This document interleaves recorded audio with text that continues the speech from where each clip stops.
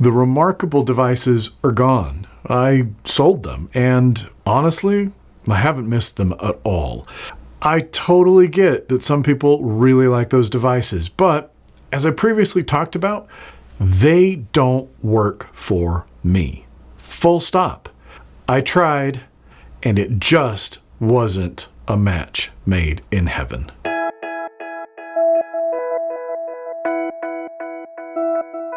People often ask me, why do I care about these e-ink devices? There are a lot of folks who just don't see any use for them. And I respect that. That's great. We all have our different workflows. But I love e-ink as a technology. I've talked about that before. Go and check that video out if you want to know why I think that it's such a transformative and important technology for us. At the same time, I also find a much deeper connection to a lot of my workflows if I write by hand. Not everything, but sometimes that just really is what I need to feel like I'm connecting to what I'm doing. I've covered that here on the channel as well. But the truth is, in my experience so far, all of these e-ink note-taking devices are compromised in some way. And I'm on a quest. I'm on a quest to figure out which ones are compromised the least. Thanks for stopping by. If you have a minute, I'd love it if you'd subscribe, if you'd like, and you'd help grow this channel. It makes more of a difference than you really know. So, Remarkable was out. I've used the Supernote devices for the better part of this year, but as I mentioned, there are compromises, and I was trying to find something that maybe either has fewer or different compromises. So I thought today we'd at least look at some initial impressions of a new contender for at least me to try. This is the Viwoods AI Paper, and this is the Viwoods AI Paper Mini. Both of these are e-ink devices, predominantly designed for note-taking as well as annotating. They have a lot of similarities to some of the other devices that I've checked out, including the Remarkable and the Supernote devices.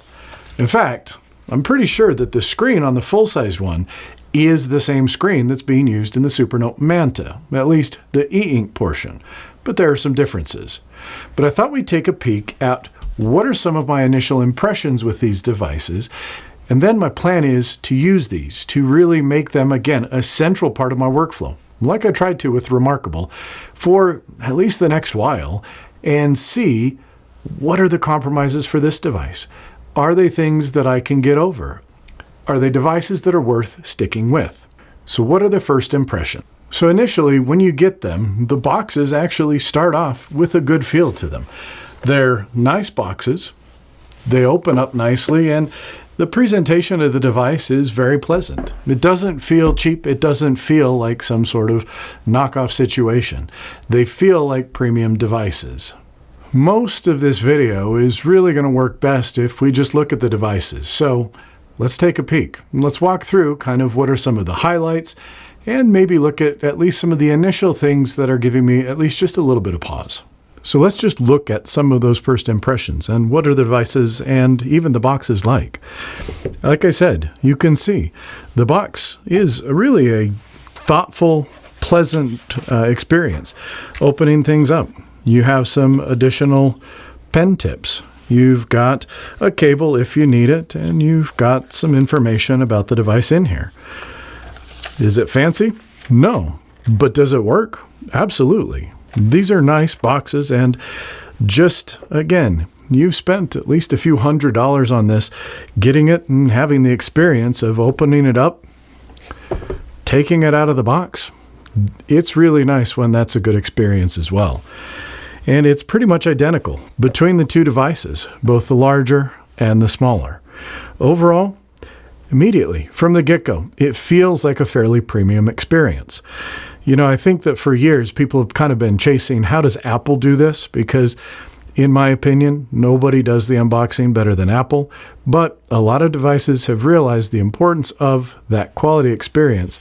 And these boxes, they feel nice. They've done a really nice job. So let's look at the device itself. As I mentioned, you can see here, it's very thin. It feels premium.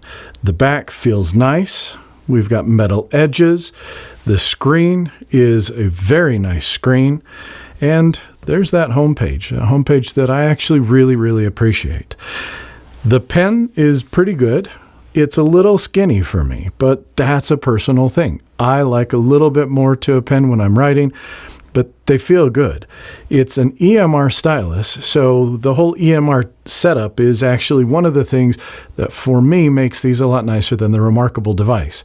I love being able to use different styluses, having the reliability of that Wacom EMR tech, and these pens are just that. You can see you've got an eraser at one end, and you've got a button here that is programmable. You can set a few different options when you're in the settings as to what you want that button to do. And it can even change what it does depending on how far away from the screen it is when you activate it. So it gives it actually a few more things that are useful. The Paper Mini is really just that. It is a mini version, identifiable only by its different size and the presence of the front light. Now, if you do look at the back, this one actually has a metal back compared to a plastic back, but I think that the plastic is a decent trade-off for the larger device to help keep the weight down. In terms of width, they feel almost exactly the same, and when you boot it up, they look pretty much the same as well. Now, I did get two different styluses because I wanted to check them out. This is the original kind of first generation stylus. The two styluses are almost indistinguishable with a few different changes. You can see that the premium one is a little bit longer. They claim that the balance is a little bit better. I don't know that I've noticed that. There's a little texture on the newer version that actually makes it feel a little bit nicer to hold, gives it a little bit of a grippy feel to it. But on both, you have the same eraser at the end and you have the same button. The tips are a little bit different. The tips on the newer version are a little bit smaller. But one thing that's really nice is they actually give you a couple different types of tips that you can use and swap in and out depending on the feel. Let's look at the leather folio. This is the leather folio for the AI paper. And you can see it's nice, it's thin, it's light, but it does offer a little bit of a premium notebook feel and some screen protection when you close it. Now there's one thing that's really cool that Viwoods did, both on this and on the folio for the Mini. And I'm going to show you that right now. For the Mini, again, I wanted to get a bit of different feel, so this is the fabric cover, and both of them feel very good. They're nice to hold, it doesn't add a lot of thickness, and this really makes it something that looks good to carry around, feels good to carry around, and is a pleasant device to use. But a neat thing that they've done is this. It's a little difficult to see because it's so small, but right here in the magnetic attachment, you can pop it out, and there's two additional pen tips. So you can have different kinds, whether it's the more felt type that has a little bit more grip to it, or it's the harder stylus tip that is a little bit more smooth. But both folios have that built right in there, so you've always got some extra tips on you. It's a little bit lower here on the larger one, but it's, again, same thing. I thought that was really thoughtful. So here's just the generic blank note template that opens up when you go to the paper section. Again, they've come up with these little different names for the different sections. You've got paper, you've got meeting, you've got learn, you've got picker, and you've got something called day. I honestly still don't remember exactly what the picker thing is, but I'm sure I'll have a chance to dive into that. But how's the writing experience?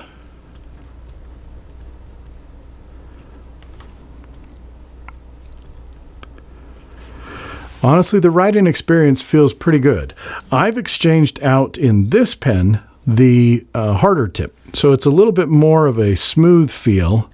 The two tips do have a very different feel. In this pen, I have the more felt tip, and there's definitely more friction, a little bit more of a bite with this tip than with this one that has the harder, smoother tip.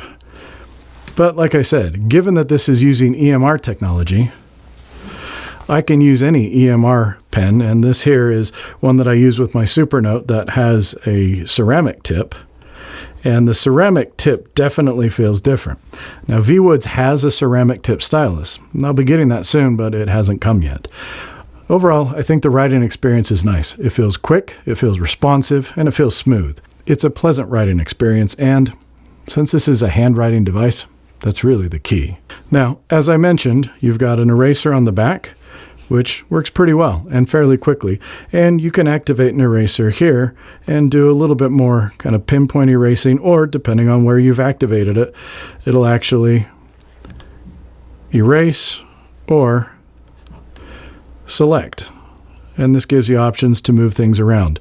Now, one thing I did notice is it's a lot more choppy to move things around on this device than it is on the Supernote when you're doing that same selection option. Again, from a navigation standpoint, it's really nice having these 3 buttons at the bottom, though I have noticed occasionally I will accidentally go back to home by bumping that with my wrist.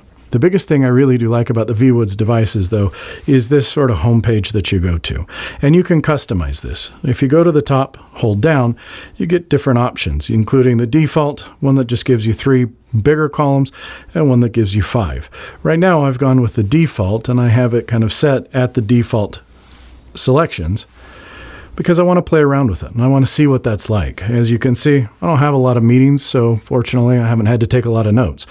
But I do have some PDFs loaded in here, and I've been playing around with the daily thing. I like this a lot.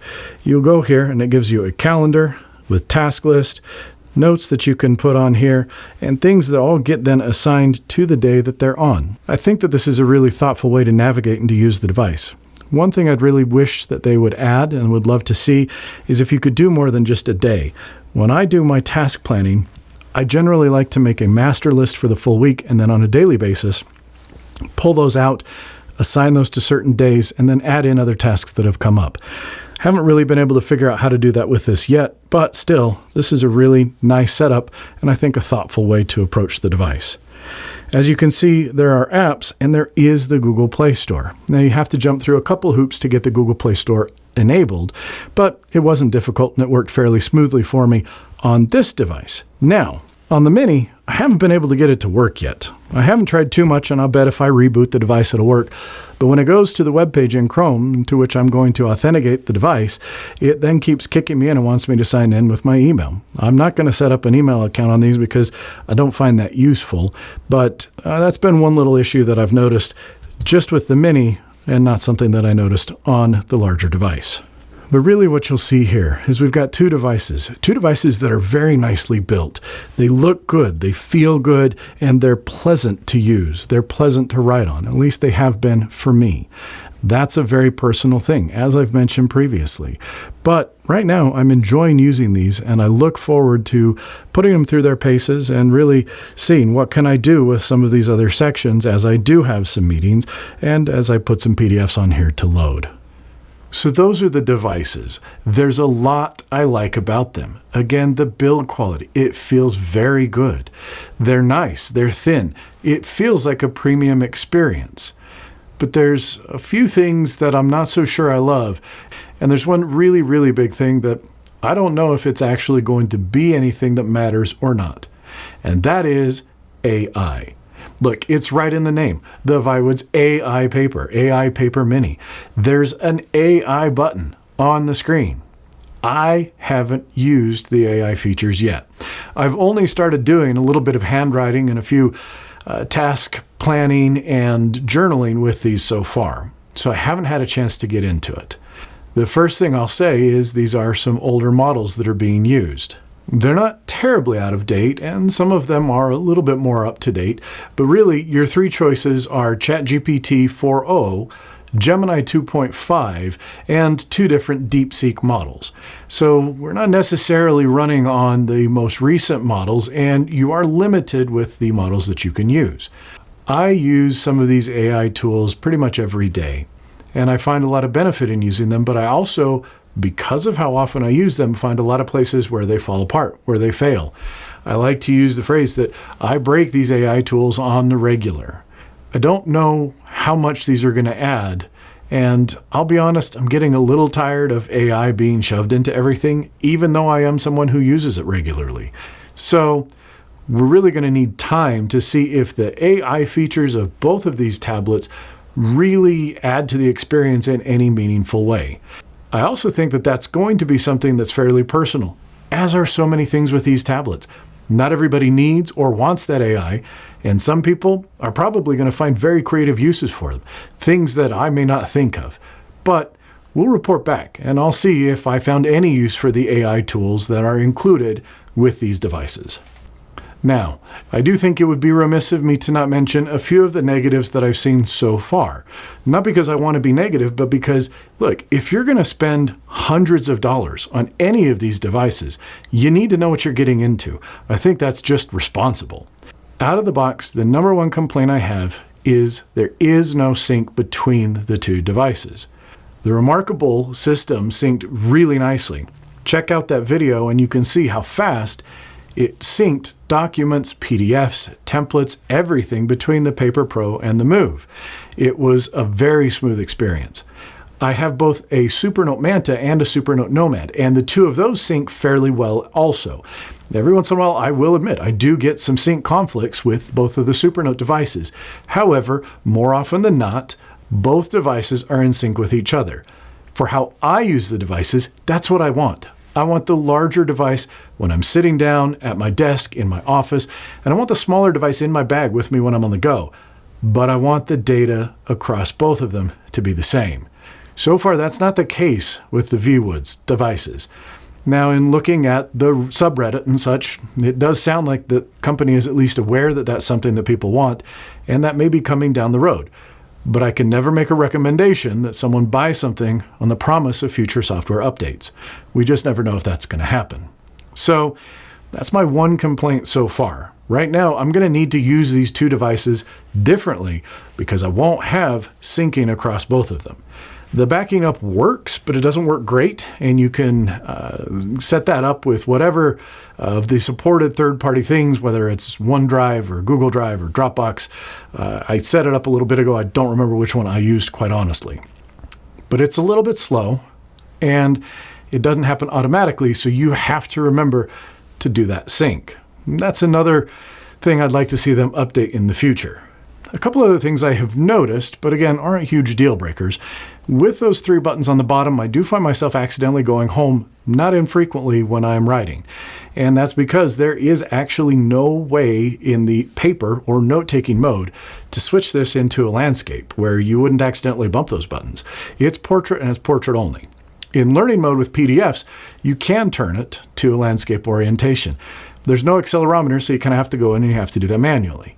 Again, not a deal breaker, but something that is different and is something that on the Supernote devices and on the Remarkable devices, they would automatically switch to a landscape mode no matter what you were doing when you rotated into that position. That's a little bit of a disappointment, but again, certainly nothing that would be a deal breaker for me. It feels like these devices are trying to do a lot. I don't know if they're going to pull it all off. One of the things I like about e-ink note-taking devices is that it's a much more focused experience. And I do feel a little bit that Viwoods is at least trying to put more in there to make it a little bit more of a Swiss Army knife. Personally, that's not what I'm generally looking for, but it certainly isn't something that means these are bad devices. I hope that over the next little while in using these, I can discover what's useful and what isn't useful. And certainly I don't think things that I don't use are a reason to not get a device, but it just may be that there's some bloat in there that doesn't quite work for me. The final thing I'll mention is transferring files to the device is a little bit clunky. There are different ways to do it. You can do it via the web, you can plug in and do it, or you can go ahead and actually open the device and set it up for wireless LAN transfer right here at home and put in the IP address and you're off to the races. Still, it's not quite as intuitive as I would like it, and it requires an extra step or two. I'd love to see them refine that just a little bit. But final thoughts on just these first impressions and only using the devices for a few days. They feel really, really nice. They're pleasant to use. Their build is nice enough that honestly, it's kind of a joy to pull them out and use them. That's a big deal. If the device isn't pleasant to hold in your hand and to use, you're going to be less likely to use it. But these devices, I'm pretty happy with them from that standpoint so far. I really like their home page. I like having multiple things there laid out with quick ways to get around to things. Something I really wish that Supernote would copy from them. I've actually played around a little bit when I saw that with creating my own homepage with using Supernote's built-in linking ability, but it's not as elegant and it's not as nice as this. The front light on the Mini is also a bonus. However, I've done plenty of using e-ink devices that don't have a front light, so I'm kind of used to that now. It's not really a big deal to not have one, though again, having it is really nice. I'm really looking forward to focusing my handwriting workflows around these devices for the next little bit. I'm really looking forward to putting them through their paces, to seeing how do they fit in. They feel good to use. I like the EMR tech. I can use other styluses if I want. Overall, I think Viwoods has done a really nice job and has released a couple very compelling entrants into this market that seems to be getting more crowded day by day. I don't know how long it's going to take for me to really feel like I can give a full report on how these work, but I'll definitely be back. So subscribe. Again, keep an eye on things, and I'll let you know once I've really put these through their paces and decided, do they work for me or do they not?